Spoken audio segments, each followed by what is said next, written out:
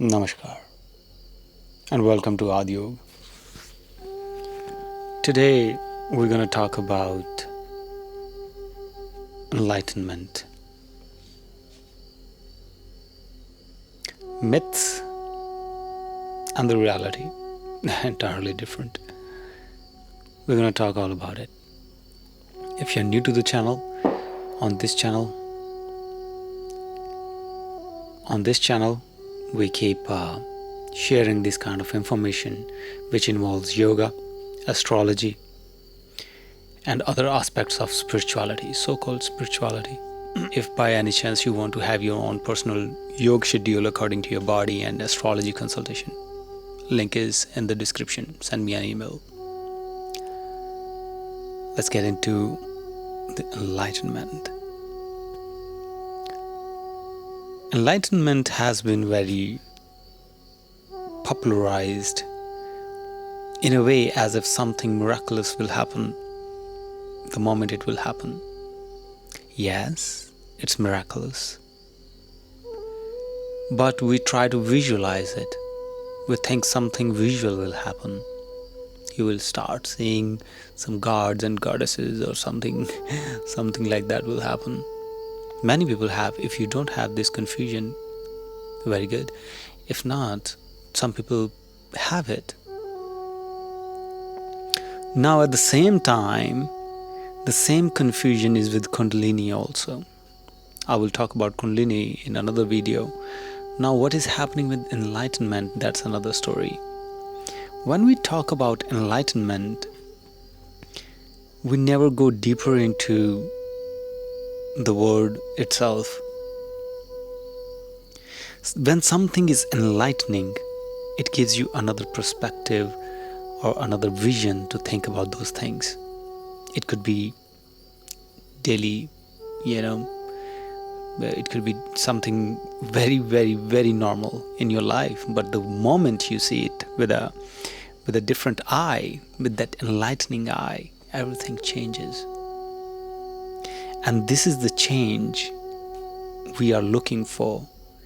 And this change is enlightenment. And it's not permanent. Yes, it's not permanent. The spiritual awakening, the enlightening experience, it keeps on improving in a broader sense. It's not a one-time story. One-time story gives you the glimpse, the very glimpse of what it is all about. Then this whole experience grows bigger and bigger and bigger and bigger, and every moment it's enlightening in one sense or the another. It's similar to, let's suppose you are an engineer and you don't know nothing about biology. And a very simple thing of biology, how viruses work in our system, makes us sick. It is another type of enlightenment. And the very moment a person realizes the work he's doing and the engineering stuff, how he might be sharing the bacteria and viruses with other people, or other people might be sharing with him, it would be another enlightenment. Yeah, it would be. On the same point, on the other hand, if we talk, and on the same topic, if we talk about spiritual awakening, spiritual experiences, tonight or today you are thinking about this whole creation as oneness. This is one of the experiences that people feel. And during this oneness, maybe you have not been through a female. Suddenly another enlightening experience happens as you move further in your life, and you think the very perspective of a female if you are a male. Suddenly you can see the whole feminine nature, and suddenly you can see all the aspects of females. It's enlightening.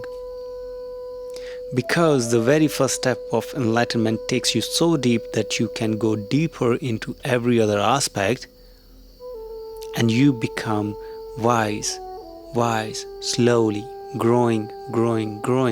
It's not a one-day move. And even at any given point, somebody asks you a very random question. If you are going through the process of enlightenment, I would say process. I would never say enlightenment, you achieve enlightenment. No. Only for understanding we can say that, but it never happens. When you are in the process of enlightenment, somebody asks you a question out of nowhere, the subject that you are not aware of at any point, you have no knowledge of. Suddenly this answer will pop up. From where? Who gives this answer? The very depth of this nothingness, we can call it God, energy or whatever, it doesn't affect him or her. Now this gives you the very answer from within, and you suddenly become the receiving end of this bigger stuff or this bigger system.